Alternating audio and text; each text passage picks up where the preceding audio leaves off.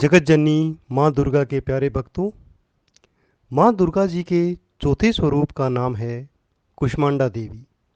अपनी मंद हल की हंसी द्वारा अंड अर्थात ब्रह्मांड को उत्पन्न करने के कारण इन्हें कुष्मांडा देवी के नाम से अभिहित किया गया है।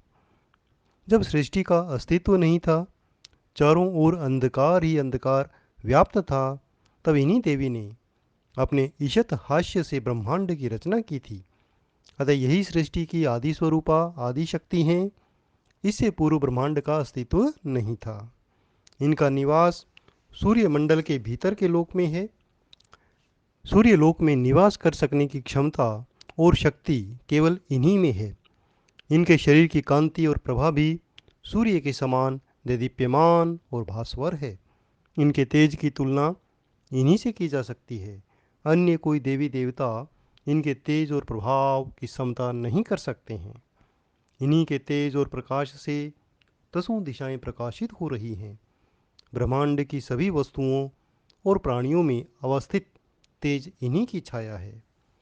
कुष्मांडा देवी की 8 भुजाएं हैं, अतः इन्हीं अष्टभुजा देवी के नाम से भी जाना जाता है। इनके 7 हाथों में क्रमशः कमंडलू, धनुष, बाण, कमल पुष्प, अमृतपूर्ण कलश, चक्र और गदा है। 8वें हाथ में सभी सिद्धियों और निधियों की देने वाली जपमाला है। इनका वाहन सिंह है। संस्कृत भाषा में कुष्मांड कुमड़े को कहते हैं। बलियों में कुमड़े की बलि इन्हें सर्वाधिक प्रिय है।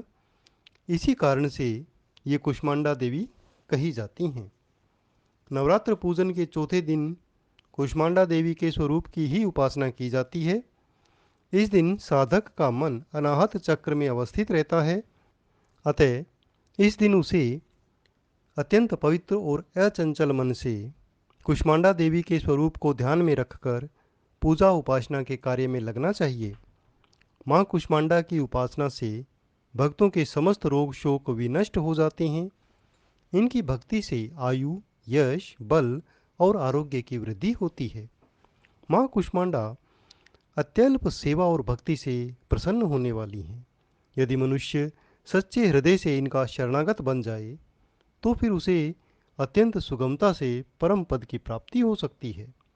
हमें चाहिए कि हम शास्त्रों पुराणों में वर्णित विधि विधान के अनुसार माँ दुर्गा की उपासना और भक्ति के मार्ग पर अहर्निश अग्रसर हों।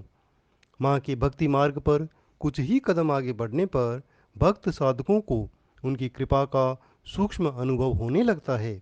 यह दुख स्वरूप संसार उसके लिए अत्यंत सुखद और सुगम बन जाता है। माँ की उपासना मनुष्य को सहज भाव से भव सागर से पार करने के लिए सर्वाधिक सुगम और श्रेयस्कर मार्ग है। माँ कुष्मांडा की उपासना मनुष्य को आदियों व्याधियों से सर्वथा विमुक्त करके उसे सुख, समृद्धि और उन्नति की ओर ले जाने वाली है। अतः अपनी लौकिक पारलौकिक उन्नति चाहने वालों को इनकी उपासना में सदैव तत्पर रहना चाहिए। जय माँ कुष्मांडा देवी।